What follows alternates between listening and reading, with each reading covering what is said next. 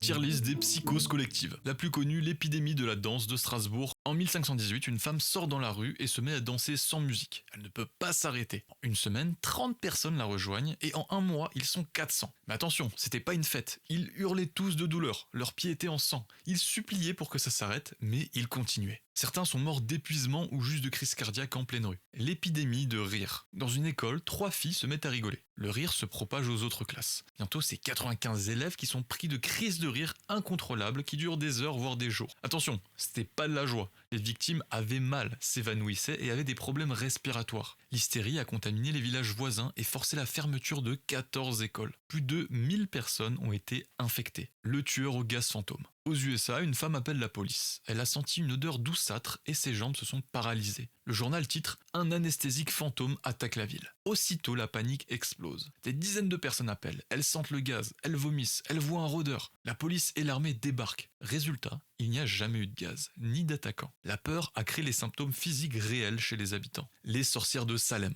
Des jeunes filles commencent à avoir des convulsions étranges et à aboyer. Au lieu de chercher une maladie, le village décide que c'est de la sorcellerie. L'hystérie devient totale. Les voisins se dénoncent entre eux pour sauver leur peau. Bilan, 20 innocents exécutés. L'homme singe de Delhi. En pleine canicule, une rumeur circule. Un homme singe aux yeux rouges et griffes de métal attaque la nuit. La ville de Delhi devient folle. Les gens organisent des patrouilles armées sur les toits. La police reçoit 300 appels par nuit. Les innocents sont passés à tabac par la foule parce qu'ils ressemblaient un peu au monstre. Sauf que le monstre n'a jamais existé. La panique satanique. Les USA se persuadent qu'il existe un réseau mondial de cultes sataniques qui mangent des bébés. On voit le diable partout. Dans le rock, dans les jeux de Donjons et Dragons, les enfants sont interrogés par des psys incompétents qui leur implantent des faux souvenirs. Des gens innocents ont fait 20 ans de prison pour des crimes imaginaires basés sur cette hallucination sociale. Le massacre de Jonestown. En 1918, 900 membres de la secte du Temple du Peuple vivent isolés en Guyane. Leur gourou, Jim Jones, les persuade que le monde veut les tuer. Il leur donne alors un S-word collectif. Les parents ont fait donc boire du poison